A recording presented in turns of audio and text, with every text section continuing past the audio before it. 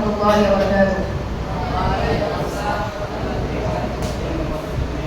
الحمد لله رب العالمين والعاقبة للمتقين والصلاة والسلام على أشرف الأنبياء والمرسلين ونبينا محمد وعلى آله وصحبه أجمعين والتابعين لهم بإحسان إلى يوم الدين.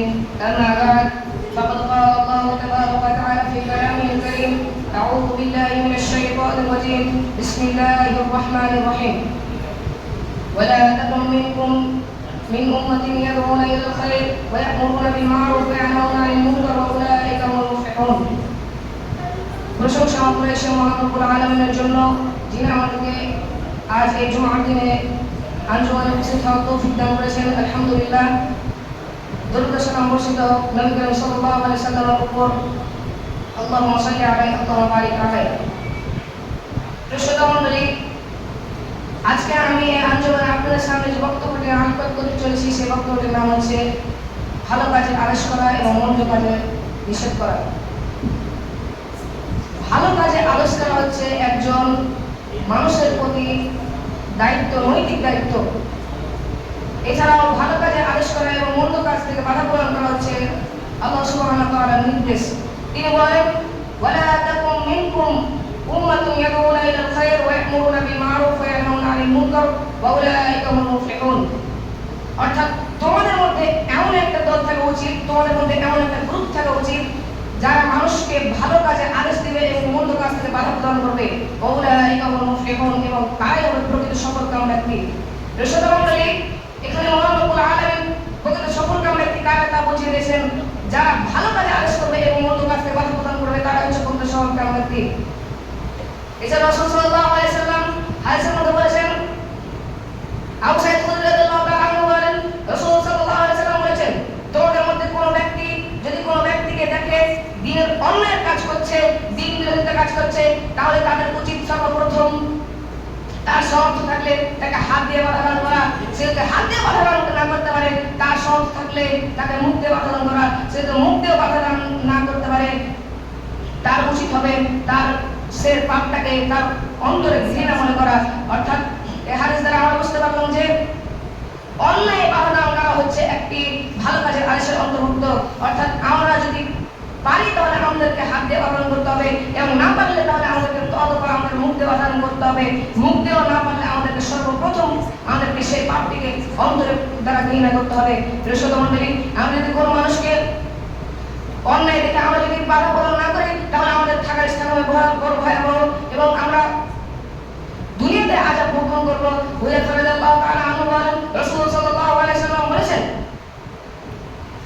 সেই মহান সত্তার কসম যার হাতে আমার প্রাণ, তিনি বলেন, এই দুনিয়াতে মানুষ আযাব ভোগ করবে যখন সে ভালো কাজের আদেশ করবে না এবং মন্দ কাজ থেকে বাধা প্রদান করবে না, এবং সে তখন তওবা করবে, তখন তার তওবা কবুল করা হবে না।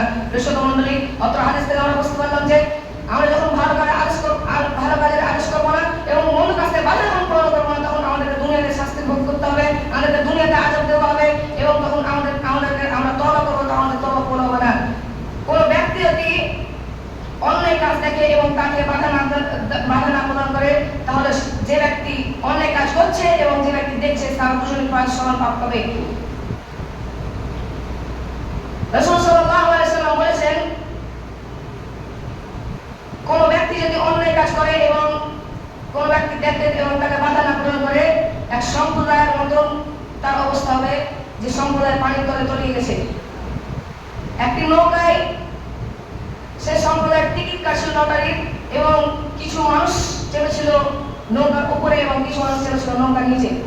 তখন নৌকার নিচের মানুষগুলো উপরে পানি আনতে যেত, এবং একদিন হঠাৎ করে নিচের মানুষগুলো নৌকাকে ফুটো করছিল যাতে তারা পানি পায়, এবং ওপরকার মানুষগুলো এসে তাদেরকে বাধা দান করছিল, এবং ওপরকার মানুষ বলছিল যে তুমি এটা কি করছো। তখন নিচের মানুষ বলছিল, আমরা যখন তোমাদের কাছে পানি আনতে যাই তখন তোমাদের অসুবিধা হয়, তাই আমরা নিচে নৌকা ফুটো করছি। অর্থাৎ সে যদি তাকে বাধা না দিত, তাহলে তারা উভয়ে ডুবে যেত। সেরূপ আমরা যদি কোনো মানুষকে বাধা না দিই, আমাদেরকে উভয়কে শাস্তি ভোগ করতে হবে।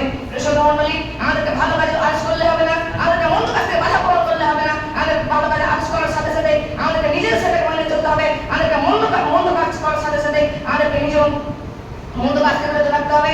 রাসূল সাল্লাল্লাহু আলাইহি ওয়াসাল্লাম বলেছেন, কিয়ামতের মাঠে এমন এক ব্যক্তি উপস্থিত করা হবে যাকে জাহান্নামে প্রবেশ করার সাথে সাথে তার নারীগুলি তার পাশে ঘুরতে থাকবে, এবং বলা হয়েছে এমন ভাবে ঘুরতে হবে যেমন তার গাধার চারটির পাশে চারপাশে ঘুরতে থাকে।